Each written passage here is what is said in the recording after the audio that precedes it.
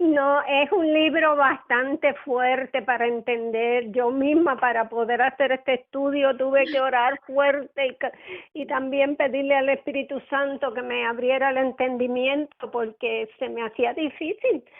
Yo había estudiado ese libro hace años. En el Instituto Bíblico siempre pues se estudian los libros de la Biblia y en aquel entonces pues me parecía que lo entendía, pero volviendo ahora a repasar, eh, pues nada, se me estaba haciendo bien difícil y tuve que orar fuertemente para poder entonces yo entender y no solamente entender, sino pedirle al Señor que me diera la sabiduría para poder enseñar, porque como les dije, como tú dices, no es fácil, no es fácil, pero el Espíritu Santo siempre, ¿verdad?, nos da entendimiento y vamos a creer que esta noche pues va a fluir en el nombre de Amén. Jesús. Pues, Amén. Pues pues gracias, como pastora, por todo su empeño. Ay, mi amor, es un placer. Pues Romanos 5 es el capítulo que vamos a estar compartiendo esta noche.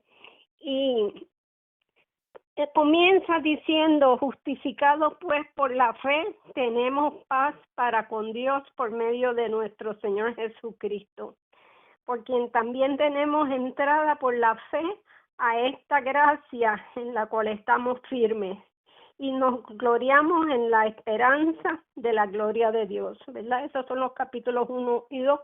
Y yo, pues, esta palabra justificado, pues, como que uno la estudia y como que no la entiende bien. Yo seguí buscando un diccionario que tengo de bíblico y me quise buscar lo que significaba en realidad esta palabra justificado por la fe. Y dice que justificación envuelve tres cosas. Y yo quise pues anotar las cuatro cosas para poderlas compartir con ustedes porque me estuvo sumamente interesante. Porque leemos muchas veces una palabra, pero no sabemos exactamente todo lo que envuelve. Y esta palabra justificación, número 1, dice remisión del castigo en el cual el creyente es declarado libre de las demandas de la ley, debido a que ha sido declarado justo y no está expuesto a la penalidad de la ley. Y eso está en Romanos 6:7, dice, porque el que ha muerto al pecado, ¿verdad?, ha sido justificado del pecado. Es algo más que ser perdonado. Fíjate qué interesante. Es algo más que ser perdonado del pecado. Es una declaración por Dios mismo que el pecador, a pesar de ser culpable, su culpabilidad ha sido remitida por Jesucristo mismo. Esto a mí me, Amén. me impactó mucho. Wow. Número 2 dice restaurado al favor de Dios, en el cual el creyente justificado es declarado personalmente aceptado al estar en la justicia de Cristo. La justificación va más allá, ya que implica que el trato de Dios hacia el pecador es como si éste nunca hubiera pecado. ¡Ay, eso Qué está bello! hermosura.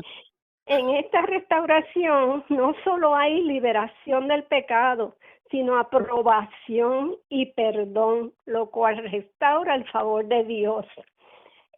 Para que vean que, o sea, justificado no es solamente estar libre de pecado ante Dios, conlleva mucho más. Envuelve aceptación también.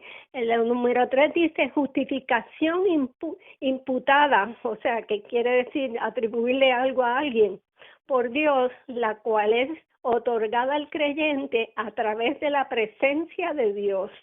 La salvación por medio de Cristo imparte la calidad y el carácter de Cristo al creyente a través de la fe. Fíjate, Wow. o sea, hasta todo lo que envuelve, o sea, que, que la salvación por medio de Cristo también nos imparte a nosotros la calidad y el carácter de Cristo. Número 4, dice, nueva forma en que Dios nos ve. en vez de estar bajo la condenación del pecado, ahora el creyente justificado está parado ante Dios por medio de Cristo. Ha habido un intercambio de posición. Cristo toma, ¡ay! ¡Aleluya! Cristo toma el lugar del pecador, el lugar de la maldición. Declara al creyente digno de pararse ante Dios en santidad, así como el mismo Jesús. O sea que, fíjense ustedes lo que una sola palabra, todo lo que implica, todo lo que envuelve. O sea que a través de la justificación, Dios nos ve a nosotros a través de los ojos de Jesús, y como Él ve a Jesús, lo ve, ¿verdad? Perdónalo, lo ve justo. Y así mismito Dios nos ve a nosotros. O sea, todo pecado que ha sido perdonado, ha sido ya limpiado de nosotros. Nosotros no tenemos que tener vergüenza de venir ante el Señor, ante Dios mismo. No tenemos que tener temor, vergüenza, nada, porque ya hemos sido justificadas. O sea, Dios nos ve ahora a través de los ojos de Jesús, a través de esa sangre preciosa que Él derramó. Y para mí esto fue un abrir de ojos, o sea, que muchas veces nosotros se nos enseña la palabra, pero en realidad no estamos muy claras, o sea, no entendemos mucho, y cuando seguimos indagando y seguimos buscando, pues esa es la forma, ¿verdad?, de que debemos de estudiar la palabra, no solamente leerla, sino que escudriñarla, ir más allá. Y eso fue lo que yo hice con este estudio, porque como dijo Elisa, pues no es fácil de entenderlo. Y me llamó mucho la atención ese hecho, ¿verdad?, de que al ser justificado, como dice aquí Pablo, ¿verdad?, que cuando dice justificado pues por la fe, o sea, esto incluye la fe. Somos justificados por fe, no porque nosotros digamos, pues yo soy justificada. No, es porque tengo fe de que soy justificada, porque una vez vengo ante el Señor, le pido perdón, me arrepiento de mis pecados, automáticamente, esos pecados son perdonados y olvidados por Dios. O sea, ya nos presentamos ante Él limpios, o sea, ya Él nos ve limpios de pecado. Así que espero que esto les haya impactado como me impactó. Amén. Fíjese, pastora, yo tengo aquí también que dice justificado, bueno, dice acreditado como justo por la fe en Jesucristo, lo que dijo ahorita usted, perdonado, dice, y sobre todo conducido a una relación correcta con Dios. Amén. Y yo creo que eso es súper importante también, o sea, una relación correcta con Dios. Correcta, exacto, Sí. exacto. Como dice usted, no con temor, no con, como cuando se siente uno culpable, no sé, se me fue la palabra. O sea, sino, sí, esa correcta relación lo que debemos de tener con el Señor, Exacto. con Dios. Debemos sentirnos libres de ir ante Sí. la presencia del Señor sin ninguna vergüenza. O sea, porque Amén. ya Jesús pagó el precio. Ya nosotros no tenemos por qué tener temor ni vergüenza. Ya la vergüenza fue cubierta con la sangre de Cristo. Y muchas veces nosotros al no entender esto, tendemos a dejar que el enemigo nos traiga recuerdos de cosas que tal vez hicimos antes de venir a Cristo que no estaban de acuerdo, ¿verdad?, con la palabra. Y nosotros, el enemigo nos trae culpa, y nosotros por falta de conocimiento pues dejamos que Él haga eso, le abrimos la puerta para que Él nos traiga ese sentido de culpa constantemente, cuando ya dice la palabra que Él olvidó todo eso. O sea, que fuimos, al ser justificados, ya no tenemos por qué tener esos pensamientos, porque somos una nueva criatura en Cristo Jesús. Dice la palabra que las cosas viejas pasaron, aquí todas son hechas nuevas. Somos una nueva criatura completamente libres de pecado ante los ojos de Dios. Y volviendo, ¿verdad?, al libro, porque uno sigue y no se calla. Dice Números 3, y no solo esto, sino que también nos gloriamos en las tribulaciones, sabiendo que la tribulación produce paciencia, y la paciencia prueba, y la prueba esperanza, y la esperanza no avergüenza, porque el amor de Dios ha sido derramado en nuestros corazones por el Espíritu Santo que nos fue dado. Y así dice que cuando el cristiano padece dificultades, crece la esperanza, que es lo que dice aquí, ¿verdad? Que trae esperanza. Y la esperanza es la esperanza de recibir lo que Dios ha prometido. Y sabemos que la esperanza de grandes bendiciones futuras no será vana, porque el Espíritu Santo da testimonio en nuestros corazones del amor de Dios. Y cuando estaba leyendo aquí acerca del amor de Dios, esa palabra que se usa aquí, esa palabra amor en griego, es la palabra, perdón, es la palabra ágape. O sea, que es el amor incondicional de Dios, que no es el amor físico de atracción, no es el amor sexual, no, es el amor incondicional de Dios. O sea, que además de traernos la justificación, traernos a nosotros todo esto que leímos antes, también nos trae el amor de Dios, el amor ágape, el amor verdadero. Dice que la esperanza es un regalo del Espíritu Santo, que junto a la fe y al amor es una característica del cristiano. O debe ser una característica del cristiano, porque conocemos de las personas cristianas que todavía pues no han sido libres de rencores, de coraje, pero se supone que al nosotros venir al Señor ya todo eso salga de nosotros y empecemos a fluir en el amor ágape de Dios. El concepto bíblico de esperanza no es solo es expectación y deseo, sino que incluye confianza, incluye refugiarse en el Dios de esperanza. Esto está en Colosenses 1:27, que Cristo en vosotros, la esperanza de gloria. Y dice, Jesucristo es nuestra esperanza, la esperanza que está enlazada a la fe, o sea, que incluye en la esperanza, incluye fe. Y vamos a ver del versículo 6 al 11. ¿Alguien quiere algún comentario hasta ahora? ¿Alguien quiere hacer alguna pregunta, aclarar alguna duda? ¿O seguimos? No, pastora, está bien explicado. Adelante. Gracias, Josefina, gracias.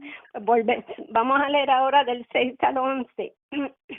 Donde dice, porque Cristo, cuando aún éramos débiles, a su tiempo murió por los justos.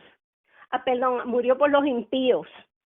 Ciertamente, apenas morirá alguno por un justo. Con todo, pudiera ser que alguno osara morir por el bueno.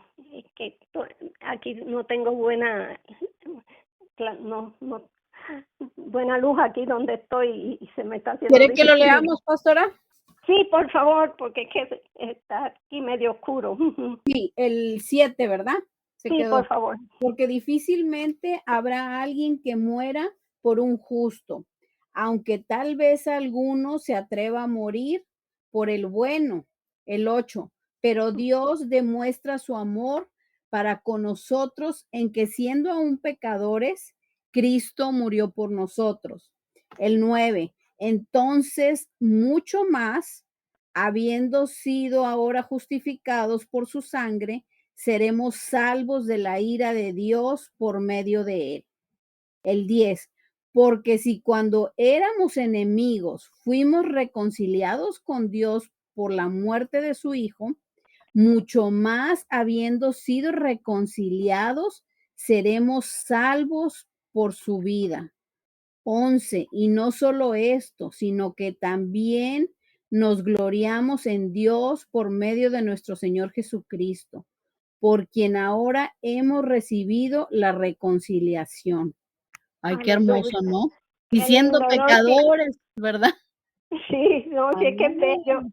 Cuando uno estudia este libro, verdaderamente, pues, vemos, ¿verdad?, que el sacrificio de Jesús, todo lo que incluye, o sea, el amor tan grande que Dios nos tiene a nosotros, no tiene explicación, es algo que nace de Él, o sea, y la obediencia de Jesús de ir a la cruz del Calvario por nosotros, pues ya es algo que uno se le hace bien difícil, porque ¿quién entrega su vida por otro? Es lo que está diciendo aquí, ¿verdad?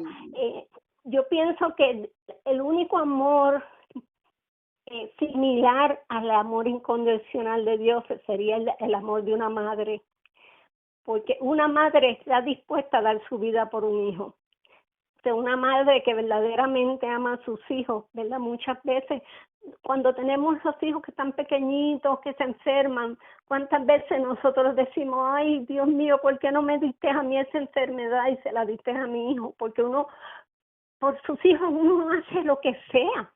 Y así mismo Dios nos ve a nosotros, sus hijos.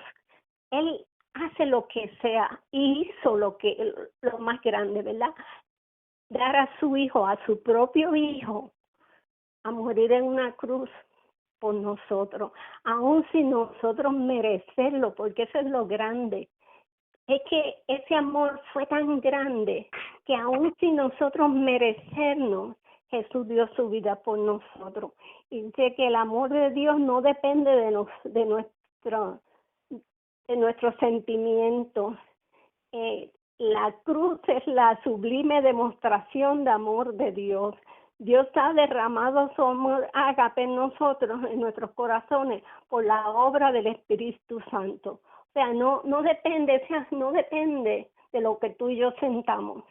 Depende de que el amor de Dios es un amor sin condición. O sea, que no tiene, en realidad no tiene explicación. O sea, el versículo 28 que Elisa leyó dice que Dios muestra su amor por nosotros, en que aun siendo pecadores, Dios murió por nosotros. O sea, y dice que éramos pecadores, también el versículo Dios menciona que éramos enemigos. El número 6 dice que éramos impíos. Y yo buscando esta palabra, impíos, débiles, quiere decir que éramos impotentes, una incapacidad total para hacer el bien. O sea, nosotros antes de ser justificados, antes de venir al Señor, éramos incapaces de hacer el bien, porque en nosotros no había, o sea, me estoy adelantando, ¿verdad? Pero acuérdense que nacemos con el pecado de Adán. Y no es hasta que nosotros venimos a Cristo Jesús que ese pecado es borrado de nosotros. Así que antes de estar en el Señor, dice que éramos débiles y esa debilidad implica impotencia. Como dije, era una incapacidad total para hacer el bien. Esta era nuestra condición antes de ser salvos. O sea, que antes de ser salvos, nosotros en realidad, pues, decíamos que éramos buenos, porque nadie dice que es malo. Decía, no, pero si yo no le hacía daño a nadie, yo no robaba, yo no nada. Nos considerábamos buenos, porque mirábamos a lo mejor a alguien que había asesinado a alguien y decía, no, ese sí es malo. Pero sin embargo, ante los ojos de Dios, antes de venir al Señor, nosotros éramos casi igual, o sea, éramos pecadores. Exacto. Versículo 10 que dice que Cristo nos ama a pesar de nuestra condición pecaminosa. Éramos por naturaleza hijos de ira. Estábamos muertos en nuestros delitos, en nuestros pecados. Y el que diga que no pecó antes de venir a Cristo, pues yo creo que debería arrepentirse de nuevo y convertirse, porque todos pecamos. O sea, ya teníamos esa naturaleza en nosotros.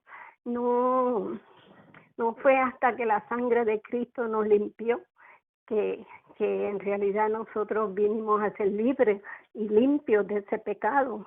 Isaías 61:10 dice, en gran manera me gozaré en Jehová.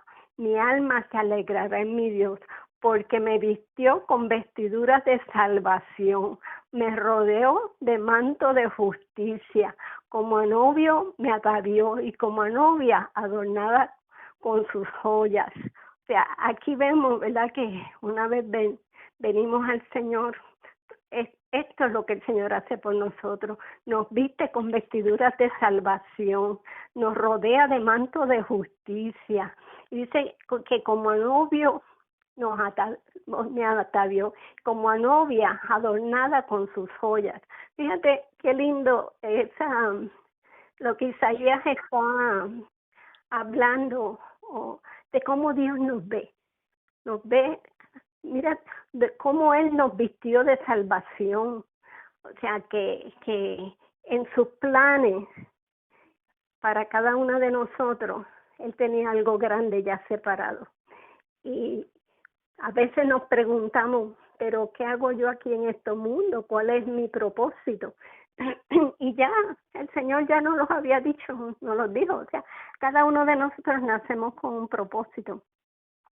Y a veces se nos hace difícil encontrar ese propósito porque en realidad pensamos que vemos a alguien, por ejemplo, a una predicadora, y cuando vamos a esas conferencias de mujeres, por ejemplo, vemos a estas mujeres que se paran en esas tarimas y cómo el Espíritu Santo empieza a usarlas y nosotros decimos, oh, wow, si yo pudiera ser así, o sea, si yo pudiera predicar de esa manera. Pero ¿sabes qué? Que a lo mejor ese no es tu llamado, el llamado es para esa persona en particular, a lo mejor tu llamado, tu propósito es otro, y lo importante es que nosotros busquemos ese propósito, que dejemos que el Señor nos guíe, y Él nos los va a ir mostrando. Una forma que yo he descubierto para saber cuál era mi propósito es, yo me puse a buscar cuáles eran mis dones, o sea, en qué yo fluía con libertad. Y me di cuenta que a mí se me hacía fácil predicar la palabra. No que yo, o sea,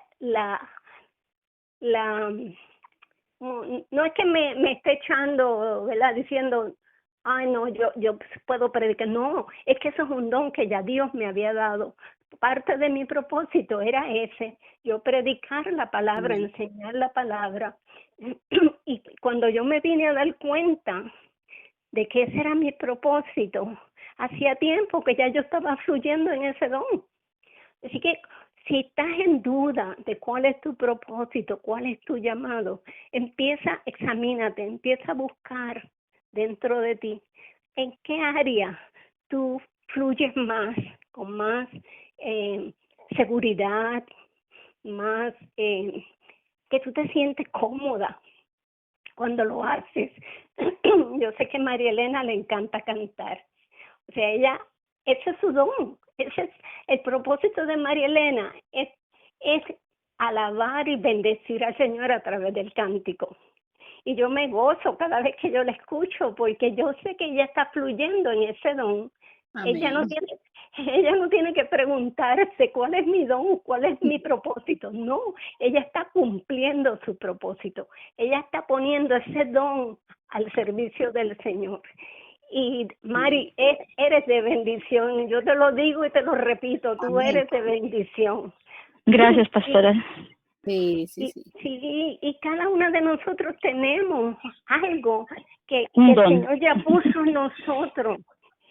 Pero me estoy saliendo del tema, perdonen, que dice que el versículo 12, por tanto, como el pecado entró en el mundo por un hombre y por el pecado la muerte, así la muerte pasó a todos los hombres, por cuanto todos pecaron. Pues antes de la ley había pecado en el mundo, pero donde no hay ley, no se inculpa de pecado.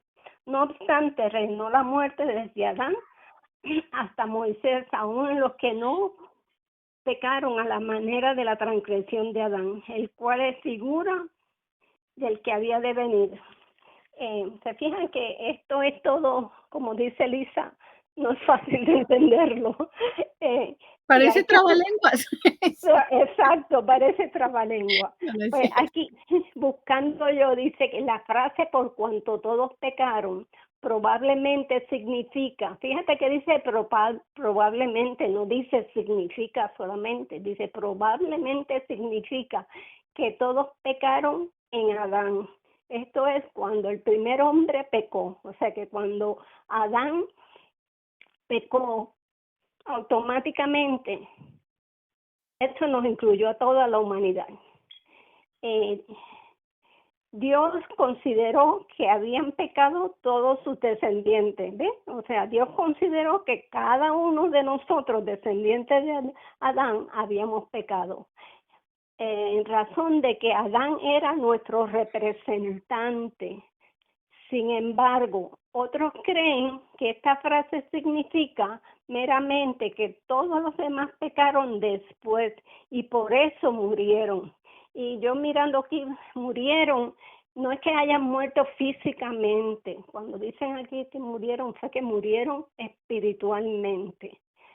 Pero los versículos 13 y 14 parecen apoyar la primera interpretación. O sea que fue que Adán... todos pecaron en Adán. Esto es que cuando el primer hombre pecó, cuando Adán pecó, Dios consideró que habían pecado todos sus descendientes. Y sabemos, eso es lo que se nos enseña, que por el pecado de Adán automáticamente todos los que nacimos después automáticamente nacemos con ese pecado. Y como dije hace un rato atrás, no es hasta que venimos al Señor que ese pecado es borrado de nosotros. La sangre de Cristo es la que nos borra ese pecado de Adán. Y es interesante porque mucha gente, todos lo pensábamos antes de estar en Cristo. Pensábamos que no estábamos pecando, que hacíamos las cosas, pero no lo veíamos como un pecado, porque la sociedad acepta cualquier cosa y nosotros nos dejábamos llevar por lo que la sociedad aceptaba. Sí, hay ciertas cosas, ¿verdad?, que no son aceptables, pero aún así la gente decía, no, pero ¿por qué tengo que arrepentirme si yo no tengo nada de qué arrepentirme? Esa era la razón que mi papá me daba cada vez que yo lo trataba de llevar a salvación. Mi papá me decía, pero Mimi, ¿de qué yo tengo que arrepentirme? Yo no he matado a nadie, yo no robo, yo soy una persona, yo trato de hacer el bien, yo no necesito eso. O sea que fíjate, la ignorancia, ¿verdad? Sí. Y a lo mejor muchos de nosotros pensábamos lo mismo. Sí, eso fue lo que me enseñaron, por lo menos a mí. ¿Verdad? Sí, es lo que nos enseñan.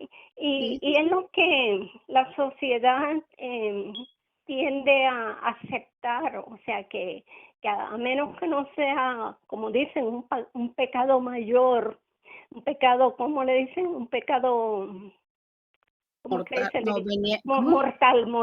sí, entonces no es pecado, o sea, yo puedo mentir y decimos, una mentirita blanca. Después cuando venimos al Señor y leemos la palabra y vemos que por más pequeña la mentira, no importa, sigue siendo un pecado. O sea, entonces que uno dice, oh, wow, tantas veces que a lo mejor dije mentiras pensando que era una mentirita blanca.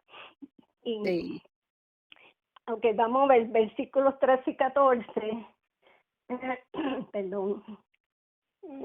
¿Quiere que se lo leamos, pastora? Sí. Ya yo leí el 12. Sí, 13 y 14 dice, ¿verdad?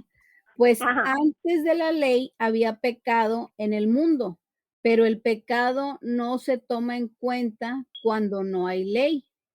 El 14, sin embargo, la muerte reunió desde Adán hasta Moisés, aún sobre los que no habían pecado, con una transgresión semejante a la de Adán, el cual es figura de aquel que había de venir. ¿Hasta el 14? Sí, ¿O le sigo? Sí, ¿Hasta ahí? hasta el 14. Ok, hasta ahí fue hasta el 14. Ok, vamos a ver. Pues el 12 dice la frase por cuanto todos pecaron, probablemente significa que todos pecaron en Adán. Esto es, cuando el primer hombre pecó, Dios consideró que habían pecado todos los descendientes. Eso fue lo que acabamos de decir hace un momento, ¿verdad? El 13 y el 14, Pablo refuerza y demuestra su afirmación del versículo 12, señalando el hecho de que la gente moría en el tiempo que procedió a la proclamación de la ley, refiriéndose a la ley escrita de los 10 mandamientos que están en Éxodo 20. Su argumento es que la gente moría porque toda la humanidad había sido hallada culpable a causa del pecado de Adán y por ello era castigada, no porque transgredían deliberadamente la ley. Pablo dice que no pecaron a la manera de la transgresión de Adán, esto es, no pecaron al desobedecer un mandamiento verbal específico de Dios. O sea que yo buscando ejemplos en mi mente de porque dice que hasta en el versículo en el 13 donde dice pues antes de la ley había pecado en el mundo, pero donde no hay ley no se culpa de pecado, y eso a mí me llamó la atención y yo pues meditando en esto yo decía, espérate, ¿cómo yo puedo explicar esto? Y se me ocurre, por ejemplo, existen los semáforos con la carretera, ¿verdad? El semáforo tiene 3 lucecitas, la roja, la amarilla y la verde.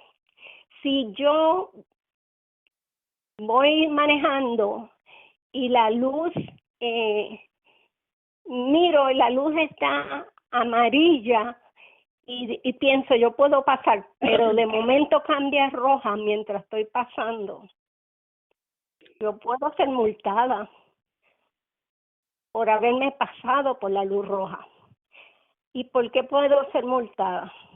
Porque existe una ley que dice que yo no debo pasar con la luz roja, que yo tengo que pararme automáticamente.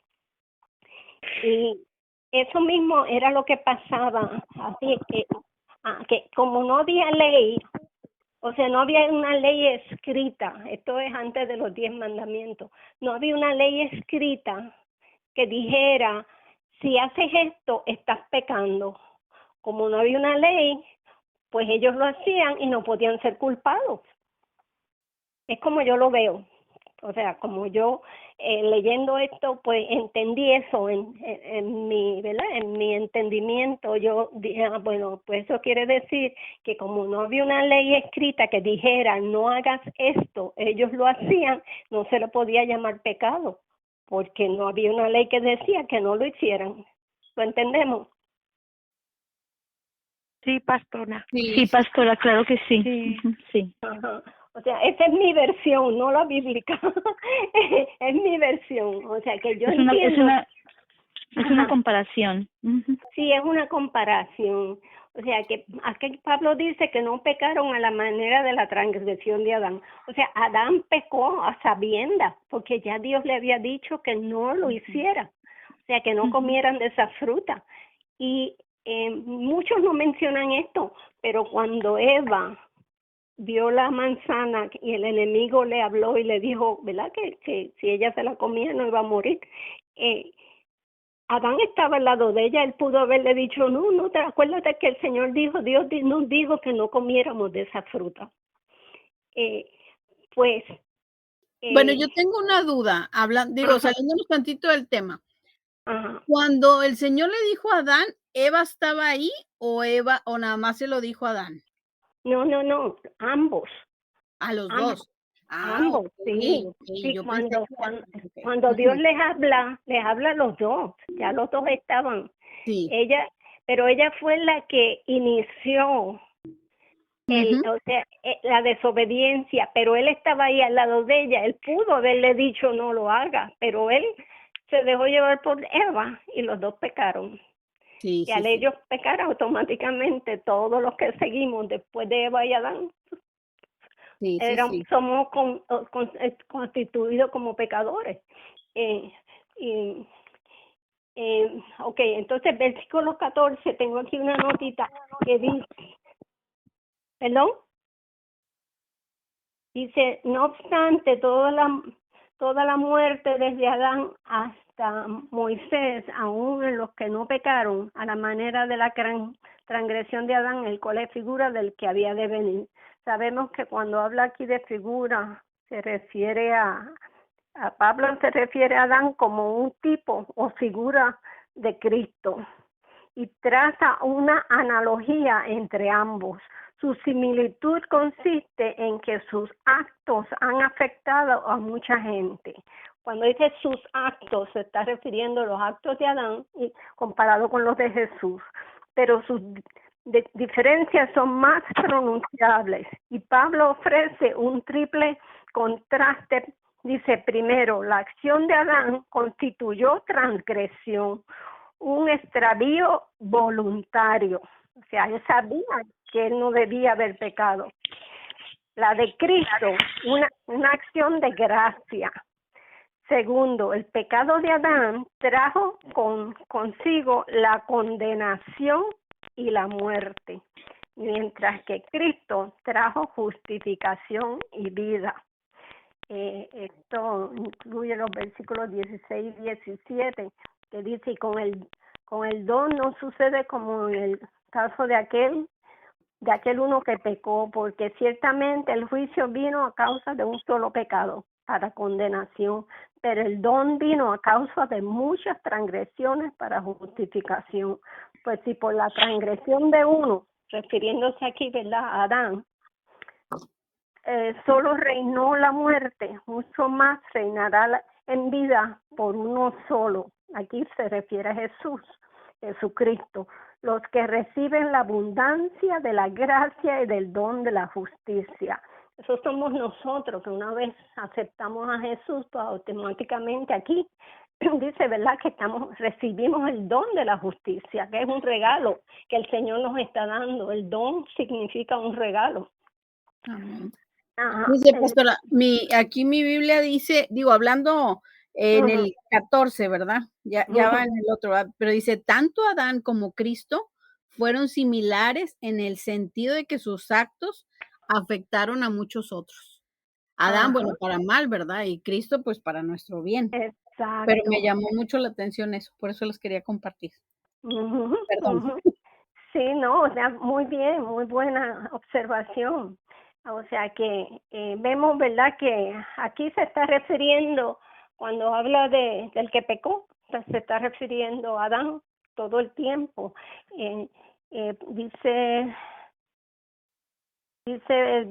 el 18 ya lo leímos, así que como por la transgresión de uno vino la condenación a todos los hombres, de la misma manera por la justicia de uno vino a todos los hombres la justificación de vida, que hablando aquí de Jesús, porque así como por la desobediencia de un hombre los muchos fueron constituidos pecadores, así también por la obediencia de uno los muchos serán constituidos justos. Y está hablando de Jesús, y está hablando de nosotros. Tengo aquí que Adán se caracteriza por la desobediencia y Cristo por la obediencia. Somos parte de la actitud de Adán a través del nacimiento, ¿verdad? Que es lo que hemos estado diciendo, que nacemos ya con ese pecado con nosotros, pero somos de Cristo por la fe. ¿Por qué? Porque una vez nosotros, por fe, o sea, aceptamos a Jesús como nuestro Señor y Salvador, automáticamente ese don, esa gracia de Dios viene sobre nosotros, que es la justificación, que es lo que hemos estado hablando. En Adán somos condenados y morimos, mas gracias a la obra redentora de Cristo, por la fe, podemos ser justificados y vivir. Morimos, o sea, aquí yo puse una notita, ¿verdad?, que morimos espiritualmente, no es que morimos físicamente. Y cuando dice que vivimos por Jesús, es que vivimos eternamente, que tenemos vida eterna. El versículo 18, tengo aquí una nota, dice, cuando dice todos los hombres, así que como la transgresión de uno, aquí menciona todos los hombres 2 veces. Y dice, así como por la transgresión de uno vino la condenación a todos los hombres, de la misma manera, por la justicia de uno, vino a todos los hombres la justificación de vida. O sea que aquí hay dos veces se menciona a todos los hombres. Y tengo aquí una nota que dice que todos los hombres no se alude a la misma gente en ambas ocasiones. O el versículo significaría que todo aquel que naciese sería salvo, algo que la Escritura no enseña. Por el contrario, el primer todos los hombres alude a aquellos representados por Cristo. Esto es, todos los que creen en el Señor. O sea que hay una diferencia aquí, se está refiriendo a 2 personas, o sea, 2 grupos de personas diferentes. Los que creen en Jesucristo, ¿verdad? Son los que serán salvos. Exacto. Entonces, versículo 19, porque así como por la desobediencia de un hombre los muchos fueron constituidos pecadores, así también por la obediencia de uno los muchos serán constituidos justos. Y esto es un resumen del plan de Dios a la luz de figuras representativas de la raza humana. Adán pecó, dice, una vez, y todos los que Adán representaba fueron encontrados culpables. O sea, todo lo que él representaba, la humanidad completa. Cristo obedeció a través de toda su vida. Y todos los que Cristo representaba serán constituidos justos, que somos nosotros una vez venimos al Señor, ¿verdad? Dice, pero la ley se introdujo para que el pecado abundase más. Cuando el pecado abundó, sobreabundó la gracia. El pecado, para que así como el pecado reinó para muerte, así también la gracia reina por la justicia para vida eterna mediante Jesucristo, Señor nuestro. Aquí hablando de la ley, dice que uno de los propósitos de la ley era hacer evidente el pecado. Y esto es más o menos lo que yo le expliqué ahorita con la luz roja y la luz, ¿verdad? Que si a sabiendas cruzamos la luz roja, estamos cometiendo una infracción. O sea, si no hubiese esa regla que dice que tienes que parar, pues no estaría cometiendo la infracción. De esta forma, manifestar mejor la necesidad de la redención. Esta palabra de donde sobreabunda el pecado, sobreabunda la gracia, pues es una palabra, es algo que mucha gente, hay diferentes formas de pensar. Elisa, ¿tú tienes algo sobre esto escrito ahí? No, pastora, es lo que andaba buscando. Sí. No, fíjese que no dice nada aquí en mi Biblia. No, en la mía tampoco, por eso es que bueno, lo que dice, déjame ver si lo puedo leer, lo que dice acerca de eso, porque yo también estuve buscando y busqué y no encontré nada, me estuvo raro de que aquí no, dice, espérate, el 21, ¿verdad? Sí, el 21. También nada más dice, este es el resumen final de la analogía entre Adán y Cristo. Es lo único que me dice.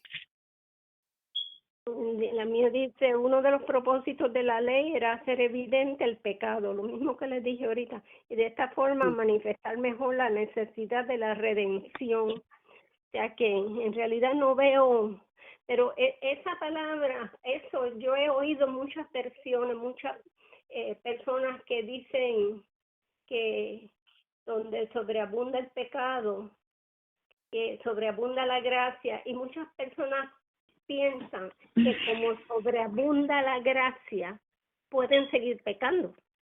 O sea que, porque siempre Dios los va a perdonar. Eso es lo que yo he oído personas decir eso, pero eso, o sea, eso no está correcto, porque ¿por qué voy a seguir pecando sabiendo de que estoy haciendo algo mal? O sea, aunque sobreabunde la gracia, aún eso así no me estoy da haciendo. derecho, ¿verdad? Exacto. Pastora Mirti.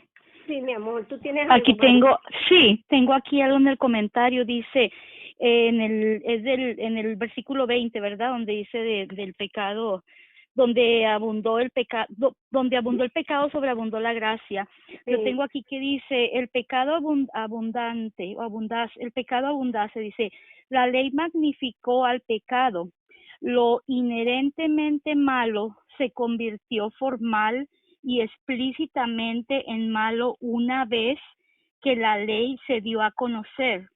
Sobreabundó la gracia.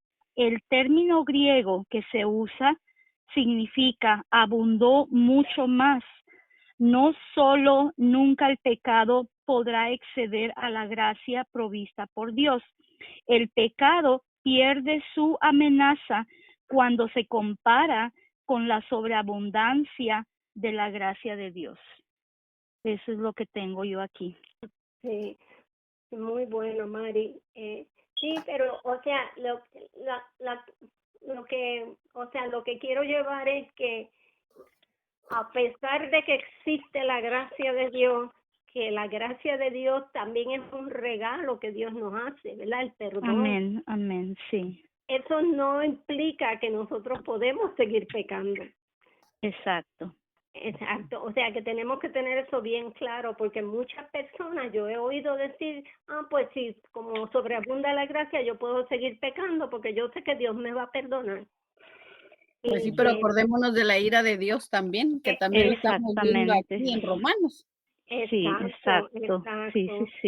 Y muchas veces nosotros, por falta de conocimiento, pues oímos a lo mejor un comentario así, y si no tenemos la madurez espiritual para poder decir, no, espérate, pero el hecho de que Dios me perdone no quiere decir que yo puedo seguir pecando. Pero mucha gente se deja llevar por esos comentarios y dice, bueno, pues si Dios me va a perdonar, el perdón de Dios no tiene límite, pues yo voy a seguir pecando. Y pues nada, con eso, el 21, pues terminamos ya el capítulo 5, que les digo, no fue fácil. Ese libro es bastante fuerte. Carlos me estaba recordando que cuando nosotros comenzamos en el Señor, recién convertidos, que empezamos a ir a una iglesia cristiana por primera vez, el pastor era un muchacho joven. Dios lo usaba, era tremendo maestro, o es, porque todavía está vivo, es tremendo maestro de la palabra de Dios. Y él estuvo más de un año enseñándonos Romanos. Más de un año. Wow. Ajá. Carlos me dice, ¿tú no te acuerdas cuando Dan nos enseñaba que estuvimos más de un año estudiando el libro de los Romanos? Y yo le dije, pues mira, no me acordaba, pero sí es cierto. Y me apena no haber tenido todas esas notas conmigo. Yo tenía todas esas notas, pero al venirme para acá tuve que deshacerme de tantas cosas. Pero que sí es un libro interesante, vamos a seguir aprendiendo. ¿A quién le toca el capítulo 6? El 6 le toca a Jazz. Allá. Aquí anda Jazz. Sí. Bueno, ok. Órale, Jazz. Pues hay que orar mucho por Jazz para que el Señor la ayude. Ay, gracias. No la asuste, pastora. Por cada una de nosotras, ¿verdad? Para que el Señor nos ayude a interpretar bien este libro y poderlo enseñar. Pues más bien... Perdón, no, más bien que todas podamos estudiarlo, ¿no? Antes de cada clase para que pues se nos haga más fácil, ¿no? Y igual y a cada una de nosotras el Señor nos revela de diferente manera, no sé. Sí, exacto. Pero es un reto, pero vale la pena porque uno aprende mucho. Sí.